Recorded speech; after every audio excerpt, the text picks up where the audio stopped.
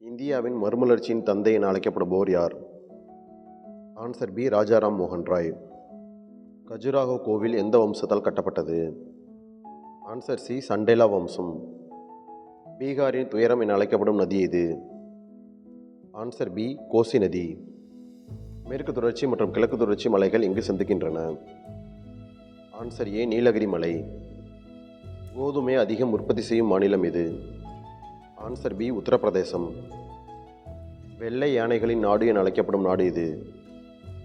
Answer C. Thailand. வங்காளத்தின் துயரம் என அழைக்கப்படும் நதி எது? Answer B. தாமோதர் நதி. கீழ்காணும் எந்த நதி இந்தியாவில் உற்பத்தியாகவில்லை?